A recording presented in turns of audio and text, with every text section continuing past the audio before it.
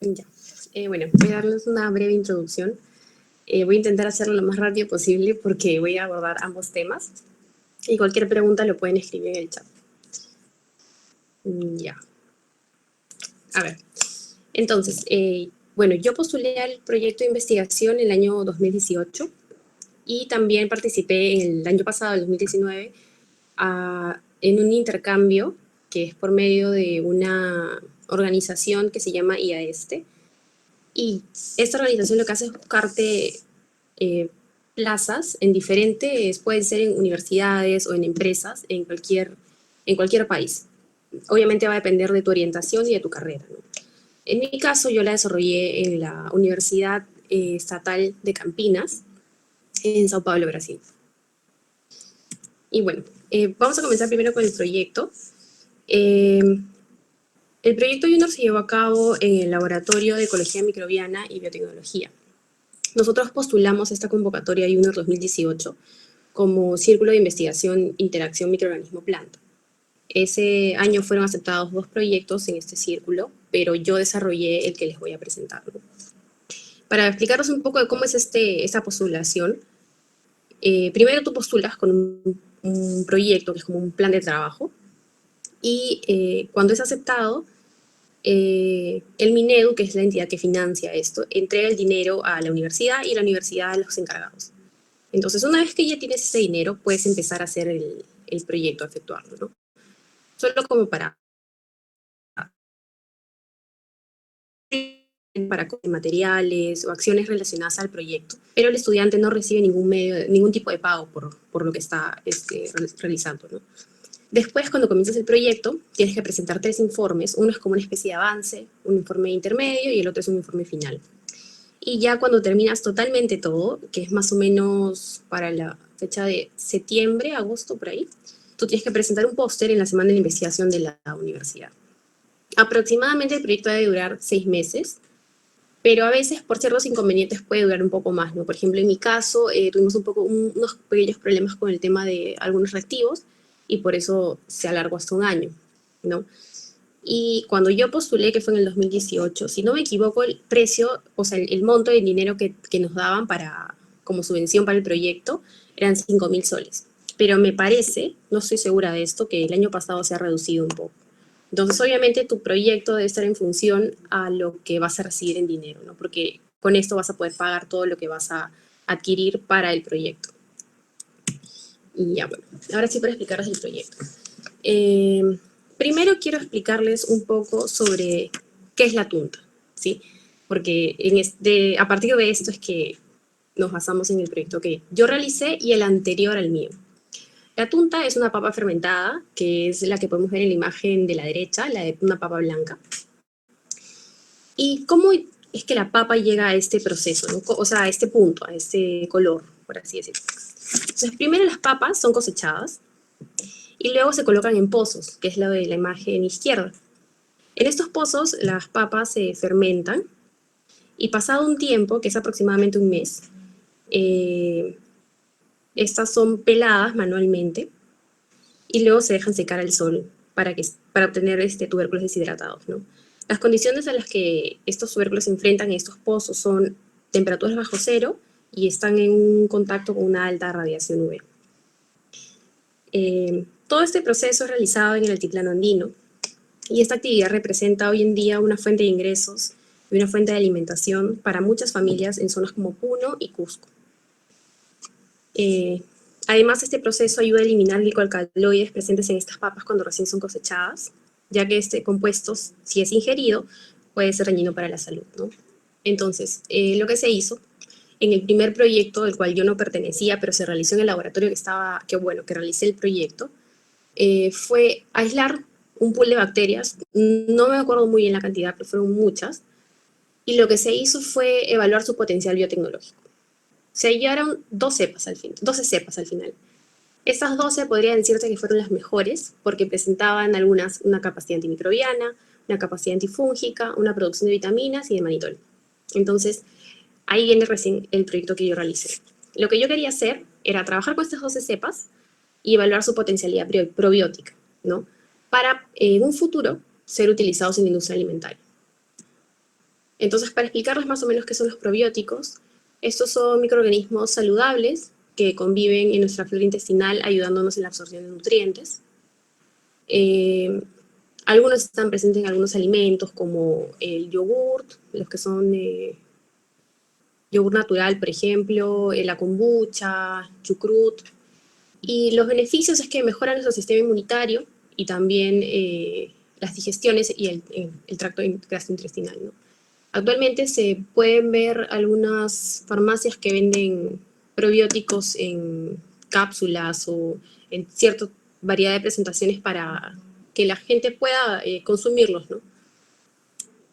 Y bueno, a ver, el plan de trabajo para el proyecto que realicé fue, primero, someter a estas bacterias a diferentes condiciones que simulaban un tracto gastrointestinal. Se hicieron primero pruebas de tolerancia a diferentes temperaturas, concentraciones de salinidad y pH. Después se midió la viabilidad en condiciones gastrointestinales simuladas, que eran básicamente evaluar si la bacteria podía crecer o no en presencia de sales biliares y pepsina. Luego se evaluó su comportamiento viendo la autoagregación y coagregación. Se determinó la hidrofobicidad. Esto nos permitía predecir su adhesión a las células del mucus intestinal. Y ya después verificamos estos resultados con un ensayo que evaluaba la adhesión de estas bacterias al mucus. Entonces, en el primero, lo realizamos, esos 3 ensayos fueron realizados de una manera muy similar. Se evaluaron los resultados en los 3 ensayos por recuento por microgota, que es lo que podemos ver en la mano derecha. Y así de manera rápida, lo que podemos ver, por ejemplo, en concentraciones de salinidad, era que cultivábamos a las bacterias acidolácticas en MRS por un periodo overnight, que es aproximadamente 16 a 18 horas. Se hacía un lavado celular con buffer fosfato y se le sometía a su medio de cultivo, que es MRS, pero en presencia de estas diferentes concentraciones de salinidad, para evaluar su crecimiento o simplemente su respuesta. Entonces lo que hacíamos era hacer un recuento inicial antes de someterle a la bacteria a estas condiciones y después se hacía un recuento post periodo de incubación, que para el caso de tolerancia de salinidad eran 24 horas, ¿no? Pero este periodo iba variando de acuerdo al ensayo que se iba a realizar. Entonces en la mano derecha podemos observar los resultados, que es la cepa 94, que le hizo un recuento a 4 concentraciones, 2%, 4%, 7% y 10%. Entonces, a cada una se le hicieron 3 repeticiones, ¿no? Para verificar que lo que estábamos haciendo realmente estaba, para tener, digamos, un resultado más robusto, ¿no? Y si se dan cuenta, ¿no? O sea, aquí tengo algunos resultados en la placa, pero a simple vista uno puede ver cómo conforme aumenta la concentración de salinidad, la carga microbiana va disminuyendo. Si se dan cuenta, aquí llegó más o menos hasta un recuento en -4, y en este caso solamente hasta -3. Obviamente, bueno, es una imagen, igual no sé si se puede visualizar también, pero ahí uno se puede dar cuenta de cuál es el comportamiento, ¿no? En este caso, la cepa, digamos, solamente podía tolerar hasta ciertas concentraciones, yo diría que hasta un 7%.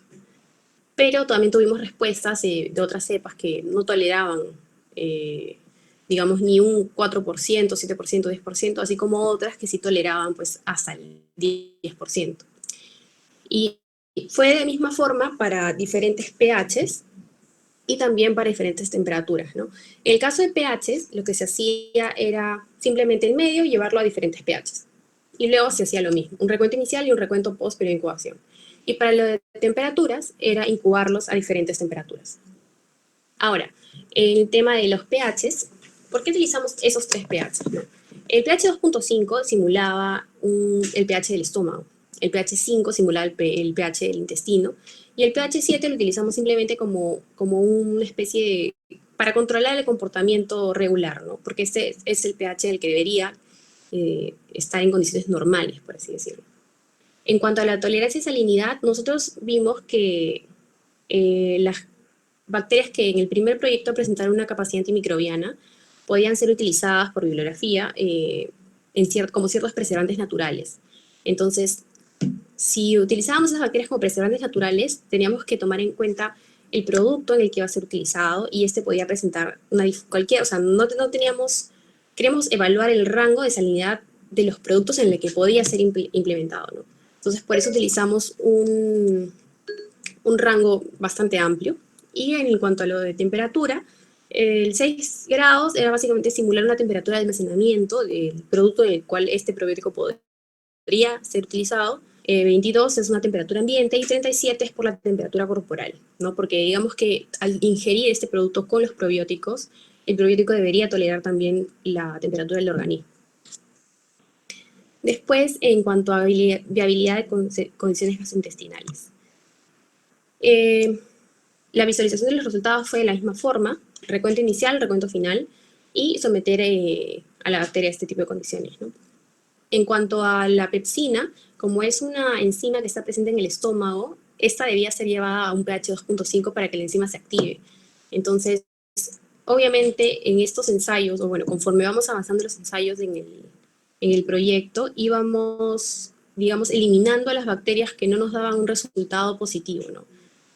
Por ejemplo, las bacterias que no toleraron un pH bajo, digamos de un 2.5 o 5, ya no fueron testeadas para estos procedimientos, ¿no? Entonces, para las que sí dieron positivos a pH bajos, fueron analizadas en ese procedimiento y se evaluó también su capacidad. También por recuento. Evaluábamos el crecimiento, teníamos el crecimiento en el tiempo cero, o sea, el inicial, y después del periodo de incubación para ver qué tanto les afectaba la presencia de esta enzima. Y fue igual para las resistencias a sales biliares, ya que estas se van a encontrar en el intestino delgado. Después vimos el comportamiento de autoagregación y coagregación. Para explicarles un poco, digamos, para qué sirve este análisis. La autoagregación es medir cómo las bacterias acidolácticas se unen, por así decirlas, entre sí. Y el proceso de coagregación es cómo estas se unen, pero con otras bacterias. Entonces, nosotros medimos la capacidad de autoagregación. Igual, cultivamos overnight, luego lavamos las células y medimos la absorbancia inicial. Si estas, digamos, como que precipitaban, había una alta capacidad de autoagregación y obviamente la absorbancia post periodo de incubación iba a disminuir, ¿no? Entonces, con esta fórmula hallábamos los resultados del porcentaje de autoagregación. Y de igual forma, para el proceso de coagregación, pero en este caso utilizábamos los patógenos cultivados en TCB y también las VAL en MRS. Medíamos la absorbancia inicial, en este tubo ya estaban ambas bacterias, y luego el periodo de incubación. ¿De qué nos sirve saber la capacidad o el porcentaje de coagregación? Por bibliografía, sabemos que la capacidad de agregación es la capacidad que tienen las bacterias, para agregarse entre sí mismas, entre las mismas variables. Que esto está relacionado con la capacidad de colonización. Y en el caso de coagregación es la capacidad de agregarse con bacterias patógenas. Pero ¿de qué nos sirve saber esto? Si la capacidad de coagregación es alta, digamos que es algo bueno porque podría formar una barrera que inhibe la colonización de los patógenos en el intestino. Entonces, que ambos factores sean altos es un buen indicador, ¿no?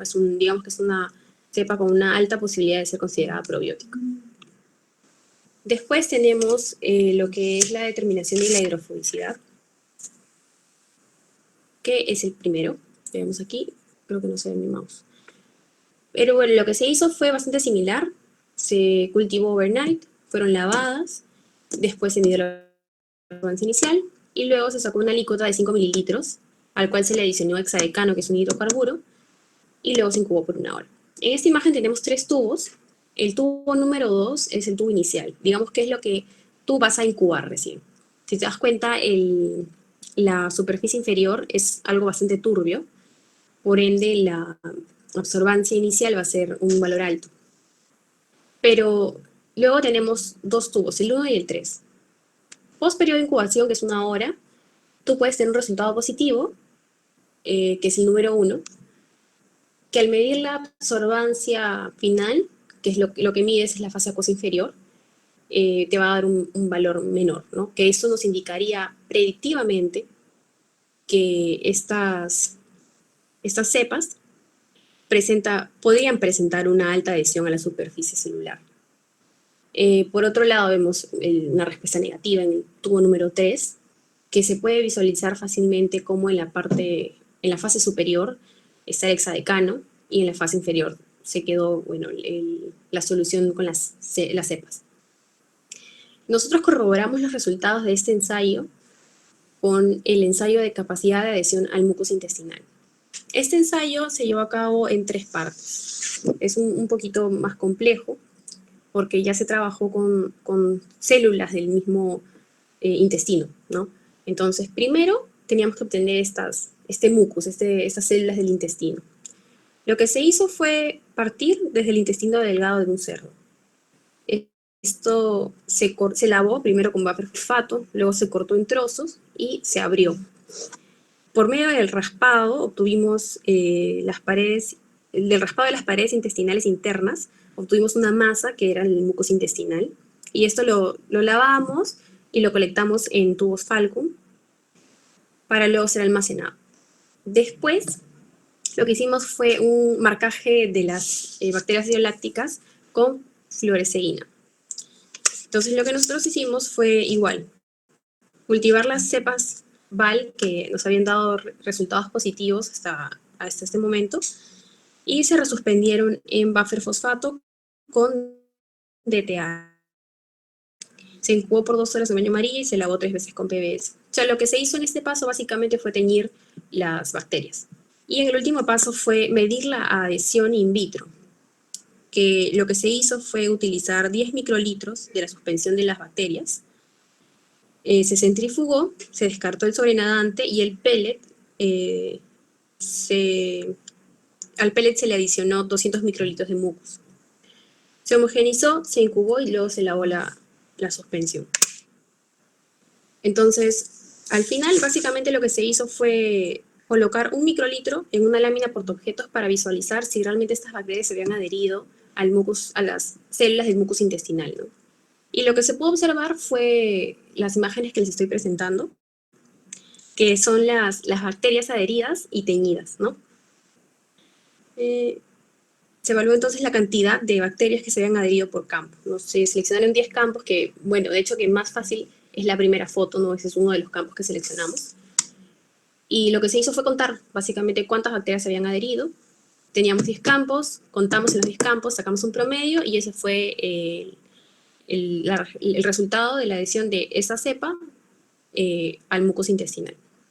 Entonces, obviamente tuvimos resultados positivos. Me parece que fueron 2 bacterias las que al final de todo el proyecto podríamos decir que eran potenciales probióticos, pero todavía faltan muchos análisis por hacer, ¿no? Este estudio todavía debe ser completado con un estudio en vivo para corroborar los resultados que hemos tenido in vitro. Y también deberíamos hacer quizás un estudio molecular para identificar a las bacterias. Nosotros simplemente no llegamos a ese punto, simplemente llegamos a evaluar su comportamiento en función a estas condiciones que se les dio, ¿no? Y bueno, ahora voy a pasar a lo que es el intercambio.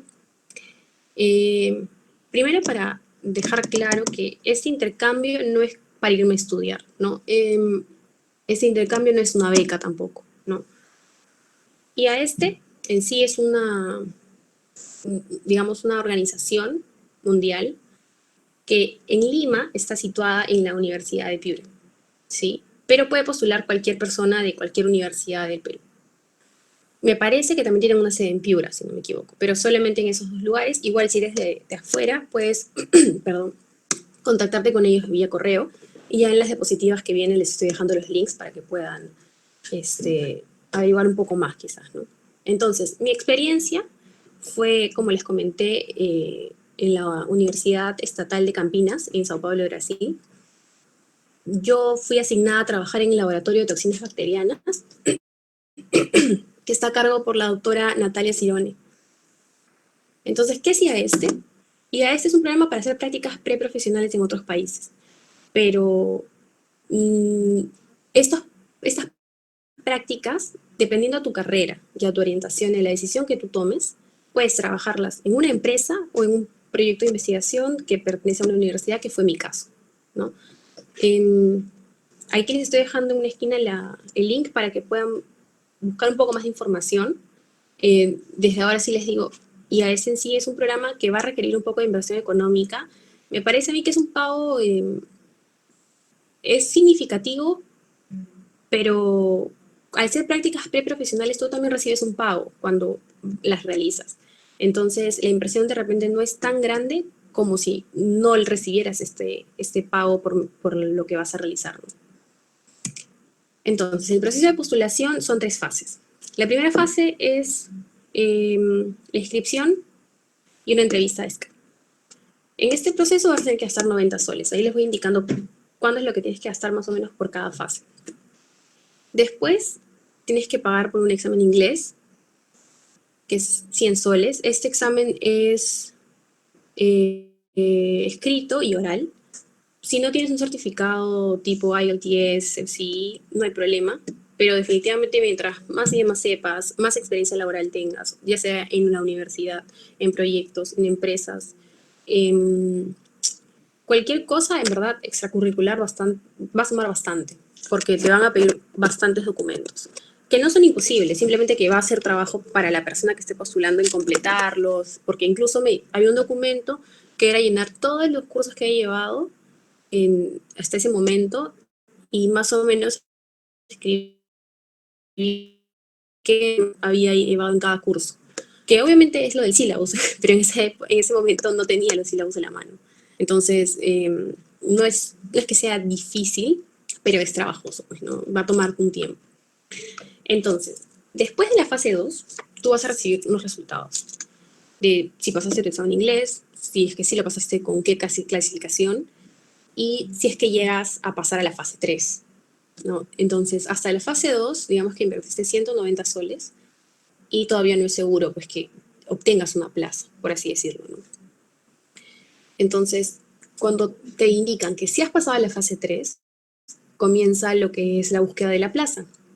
En mi caso, la persona con la que me estaba contactando en la organización me preguntó qué orientación tenía, ¿no? Y basada en el proyecto que ya les presenté, yo estaba más inclinada a lo que es microbiología de alimentos. Entonces, lo que hicieron básicamente fue intentar encontrar algo que se adecuara a mi orientación. Y en este proceso encontraron, si no me equivoco, fueron 3 plazas. Uno fue en Brasil, otro en la India y otro en Viena. Cada plaza tenía un perfil. Por ejemplo, el de la India era trabajar con camotes, si no me equivoco. El de Brasil era trabajar en microbiología de alimentos y el de Viena no me acuerdo, pero creo que también era con plantas. Entonces, como yo ya tenía experiencia en la rama de alimentos, preferí optar por esta opción. Y también porque, justo aquí lo especifico, uno mismo tiene que solventarse los pasajes de ida y vuelta. Entonces, definitivamente un pasaje a Brasil me salía mucho más barato que irme hasta la India. Y también esa fue una de las razones, ¿no?, por las cuales opté por esta opción. Entonces, una vez que tú escoges esta plaza, tú tienes que postular.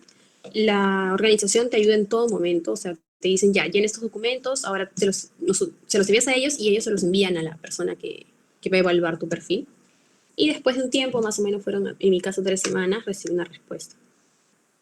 Ahí dice inicio de los trámites para la visa, pero esto va a depender de tu país destino, ¿no? En mi caso no lo necesité porque yo me quedaba menos de 3 meses. Bueno, menos de 90 días, mejor dicho, porque al día 91 yo sí ya necesitaba una visa.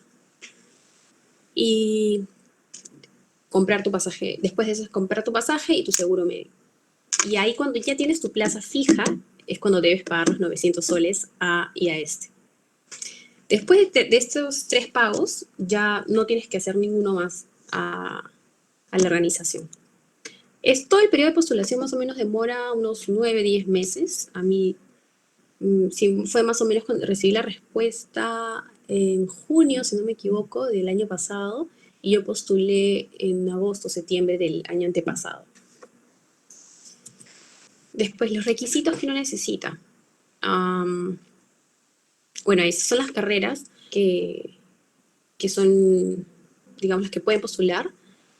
Luego estar matriculado en el sexto ciclo superior, poseer un inglés avanzado y la capacidad económica para solventar gastos de pasajes, seguro contra accidentes y pagos administrativos, ¿no?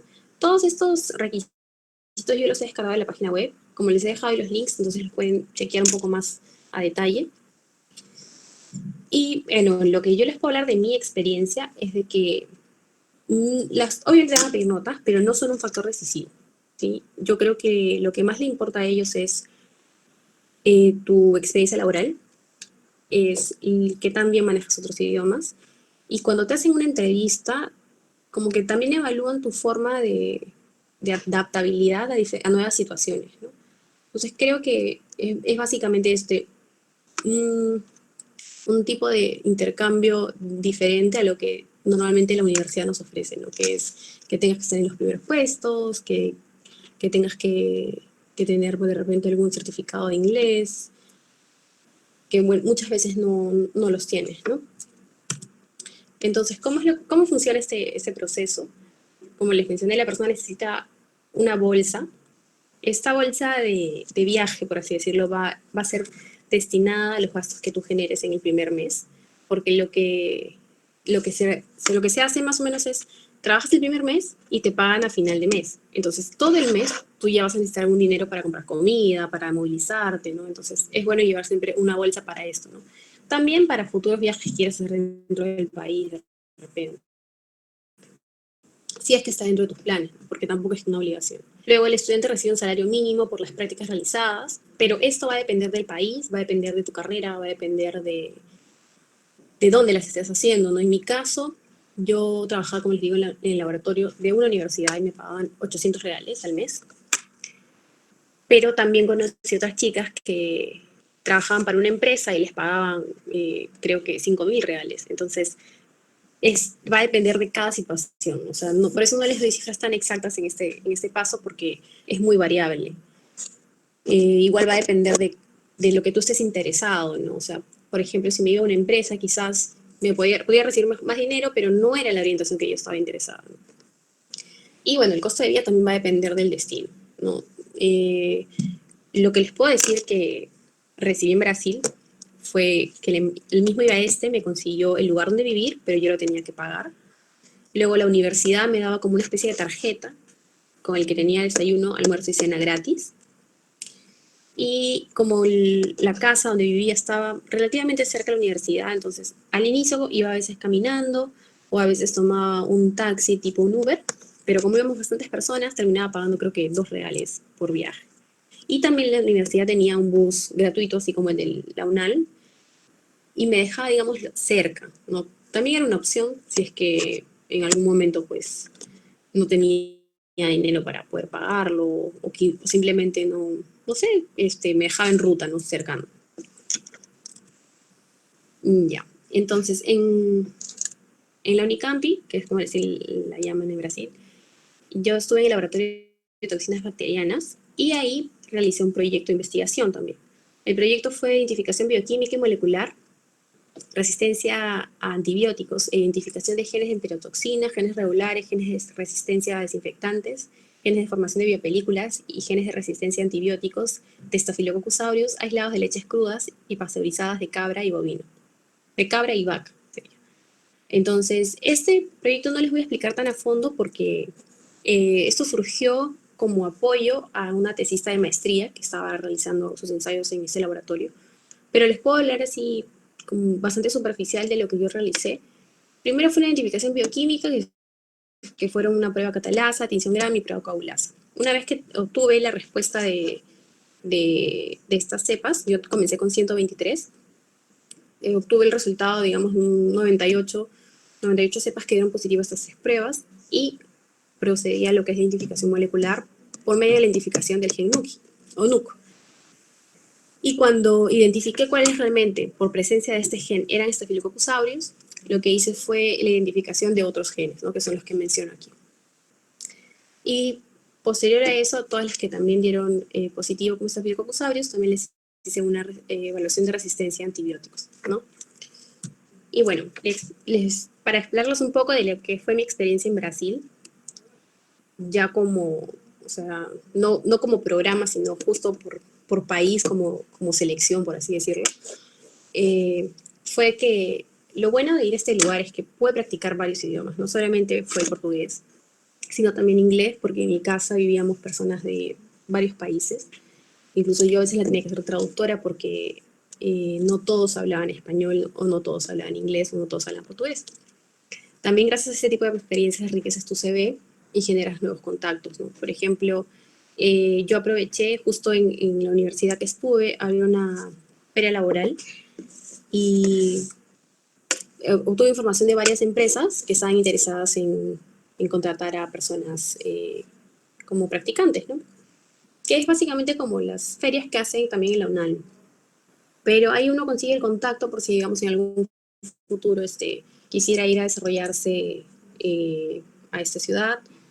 Y como, no sé si muchos saben, pero nosotros, bueno, no sé cómo continúan las cosas después de todo lo que está pasando, pero tenemos el acuerdo, el Tratado de Mercosur, que a los peruanos nos permiten trabajar legalmente en varios países de América del Sur, y uno de estos es Brasil. Entonces, eh, podría ser una buena oportunidad también para generar ciertos contactos si es que en un futuro pues planeas aventurarte, ¿no?, a trabajar en este país.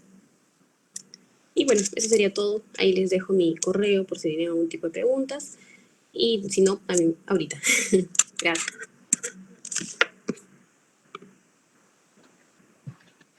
Gracias, María, por la exposición. Ahora pasaremos a la ronda de preguntas. Si alguien desea hacerlo, puede escribirlo por el chat o prender su micrófono y realizar una pregunta directamente a la ponente. Acá tenemos una pregunta de Dalia que dice si la entrevista fue en inglés.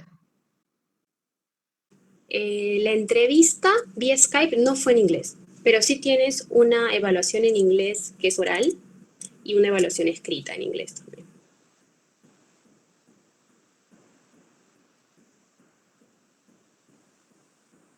Gracias. Si alguien tiene alguna otra pregunta, puede prender su... otra pregunta, ¿dónde se toma el examen y es complicado? Ya el examen, el oral y el escrito lo di en la Universidad de Piura. Y yo, bueno, mi opinión es que si tienes un nivel intermedio, lo puedes desarrollar con tranquilidad. La clasificación que te dan después de ese examen es excelente, bueno o muy bueno, si no me equivoco. Entonces, yo creo que con un intermedio no hay ningún problema. Además que tu nivel de inglés puede ser que no sea perfecto, pero de repente la plaza en la que tú estás postulando no te pide un inglés perfecto. Entonces no habría ningún problema, ¿no? Por ejemplo, en mi caso, cuando yo fui a Brasil, me pedían inglés bueno o portugués bueno. Entonces yo en ese momento tenía ambos y por eso no tuve ningún problema, ¿no? Pero si hubiera optado por el de Viena, por ejemplo, creo que ahí sí pedían un inglés excelente. Entonces, de repente no tenía tantas posibilidades de alcanzar esa vacante como la otra. Entonces, ahí creo que una vez que tú tienes los resultados de tu perfil, juega bastante eso para saber a qué plaza postular, porque sería por la cual tú tienes más posibilidades de agarrarla, ¿no?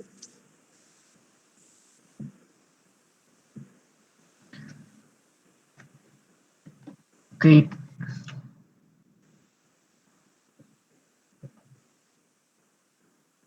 Ok, chicos, si tienen alguna otra pregunta, de todas... ok, otra. ¿Cómo es la convalidación de las prácticas como Lunay?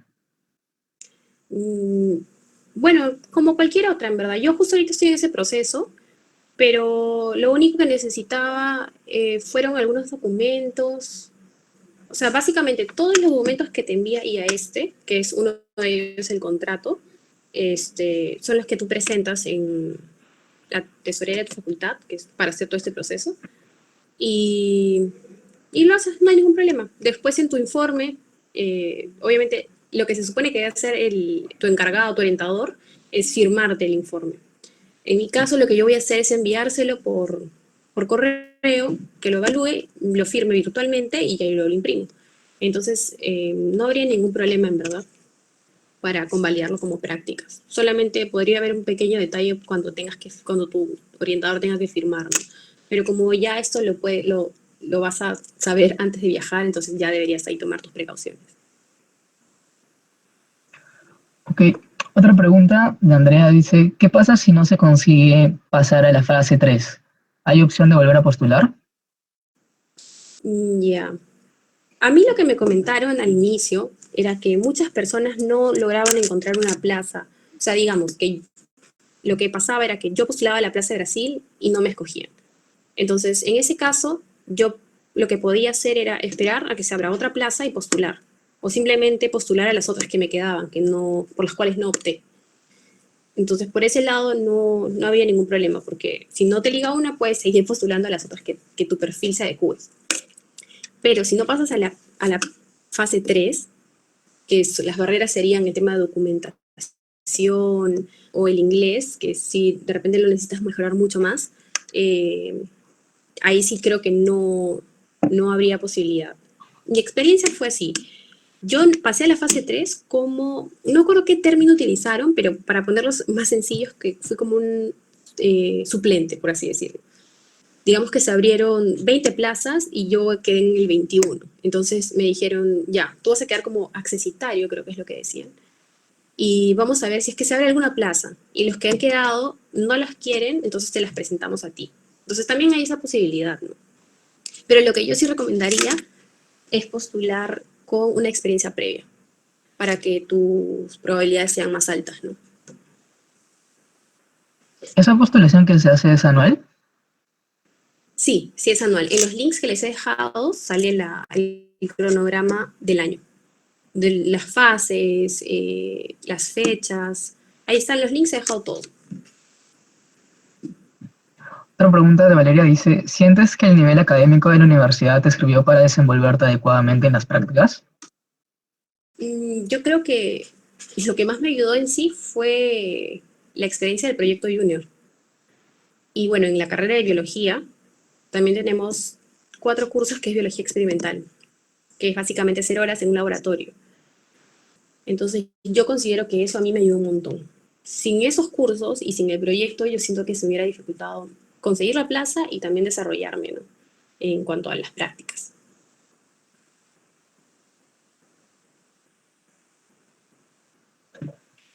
Si hubieras tenido la visa, ¿hasta cuánto tiempo te hubieras podido quedar? ¿O cuánto tiempo máximo te permitía esto? Mm, ya, mira, la visa no estoy segura cuánto tiempo me hubiera permitido quedarme. Eh, pero es un proceso también un poco más complejo y también tienes que gastar un poco más, ¿no? En el trámite. Pero lo que pasa es esto. Mi plaza era por un periodo de 2 meses, si no me equivoco. Yo decidí quedarme 84 días, porque después de estos 2 meses de trabajo, decidí viajar por el país. Pero habían otras plazas que eran por 6 meses, por 5 meses, por 7, 8, 9 meses, que son personas que yo conocía ya, que eran las que trabajaban en una empresa. Entonces, ellos sí necesitaron tramitar una visa. Y normalmente este trámite, yo me imagino, va ligado a la oferta de trabajo que te han entregado. Entonces, no sé si hay un periodo máximo por el que te den la visa o ya está establecido, pero como comento, esto va a depender mucho uno, del país, otro de la plaza, de cómo, o sea, qué condiciones tengas, ¿no? Y bueno, es eso, básicamente. Bien, muchas gracias. Aquí damos finalizada la ronda de preguntas. De todas formas, si tienen alguna otra duda o inquietud, se lo pueden hacer llegar vía correo a la ponente o en los contactos que nos ha facilitado. Le doy pase a mi compañera Verónica. Buenas noches. Bueno, ¿algunas palabras que quieras decir, María Fernanda, antes de finalizar esta charla? Bueno, sí. Yo considero que muchas veces las personas que no están en los primeros puestos o no están en el quinto superior, a veces se desaniman un poco porque no tienen las mismas facilidades para conseguir una experiencia afuera, ¿no? Porque normalmente las becas que lanza la universidad pues, van dirigidas a estas personas. Pero la verdad es que si uno tiene la motivación y las ganas para llegar a obtener esas oportunidades, no hay nada que te lo impida y a veces una de las organizaciones que te permite hacer eso pero hay muchas otras también que te van a permitir hacer ese tipo de intercambios o prácticas o trabajos fuera del país, que de verdad te ayudan mucho en tu desarrollo profesional, ¿no? Entonces me parece que es una buena opción y de hecho que hay que hacer un pago por medio, que obviamente tampoco es tan factible porque obviamente es dinero, pero como el periodo de postulación es largo, también es un tiempo que te permite ahorrar, ¿no? Entonces por ahí puedes encontrar un poco de ayuda. Y del hecho que te paguen mensualmente cuando haces estas prácticas también ayuda bastante. Entonces sería bueno como para que las personas que todavía tienen estas ganas de hacer este tipo de intercambios, pues no se desanimen y que vean otras posibilidades, ¿no?